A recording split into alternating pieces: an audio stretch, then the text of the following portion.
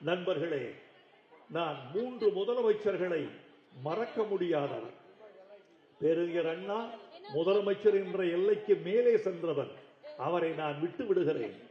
காமராஜர், பெருந்தலைவர் காமராஜர், முத்தமிழறிஞர் என் தமிழாசான் கலைஞர் அவர்கள், அடுத்து தளபதி ஸ்டாலின் அவர்கள்.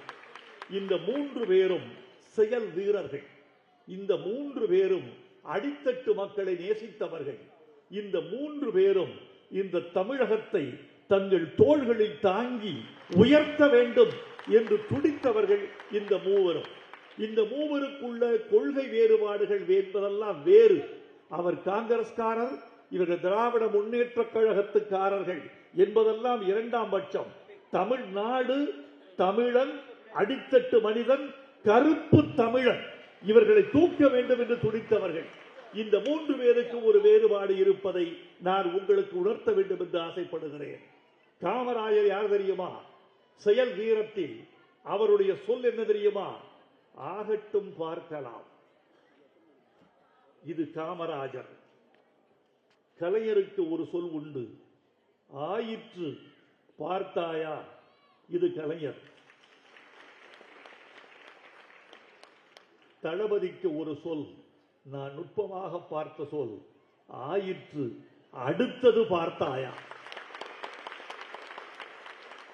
இந்த 3 பேருமே செயல் வீரர்கள்.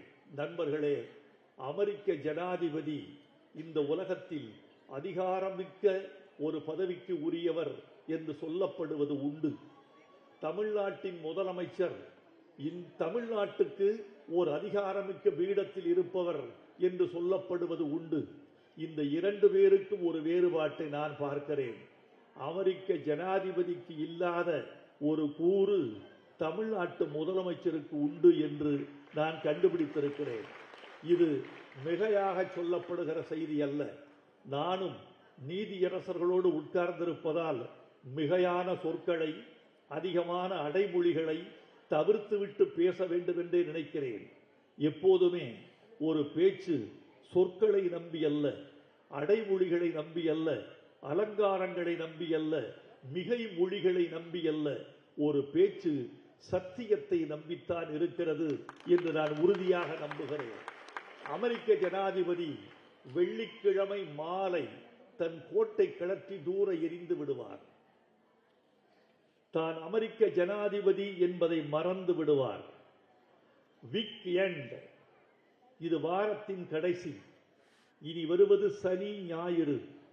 சனிக்கிழமை நான் அமெரிக்காவின் ஜனாதிபதி அல்ல, என் பெயருக்கு உரியவன் நான்.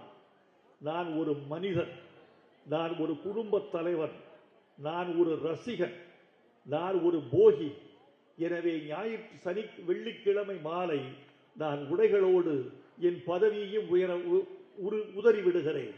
இதோ எனக்கு பிடித்தமான நாய்க்குட்டி, எனக்கு பிடித்தமான தோட்டம், எனக்கு பிடித்தமான இந்த $1000 ஃப்ளவர்கள், எனக்கு பிடித்த இந்த ஓடம், எனக்கு பிடித்த நிலம், எனக்கு பிடித்த விமானம், எனக்கு பிடித்த உணவு, எனக்கு பிடித்த நண்பர்கள், இவர்களோடு என் பொழுதை கழிக்கிறேன்.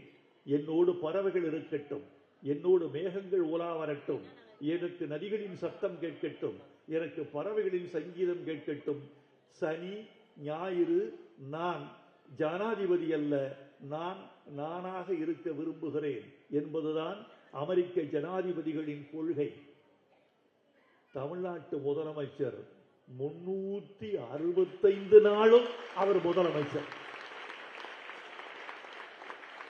இந்த சனி ஞாயிறு கிடையாது. அவர்களுக்கு தேதிதான் தெரியுமே தவிர கிழமைகள் தெரியாது என்பதுதான் தமிழ்நாட்டு முதலமைச்சருக்கு வழங்கப்பட்டிருக்கிற உரிமை என்று நான் நினைக்கிறேன். சனிக்கிழமையும் கூட்டம், ஞாயிற்றுக்கிழமையும் கூட்டம், சனிக்கிழமையும் உழைப்பு, ஞாயிற்றுக்கிழமையும் உழைப்பு. இரவு 12:15 மணிக்கு ஒரு போன் வருகிறதா? டிஜிபி அழைக்கிறாரா? உளவுத்துறை ஐஜி கூப்பிடுகிறாரா? மாவட்ட செயலாளர் அழைக்கிறாரா? கலெக்டர் அழைக்கிறாரா? யார் அழைத்தாலும் அவர் தொலைபேசியை தொட்டாக வேண்டும். என்ன விஷயம் என்று கேட்டு முடிவெடுத்தாக வேண்டும். எனவே தூங்குவதற்கு நேரமில்லாத ஒரு வாழ்க்கையை நம்முடைய முதலமைச்சர் வாழ்கிறார் என்று நீங்கள் புரிந்து கொள்ள வேண்டும்.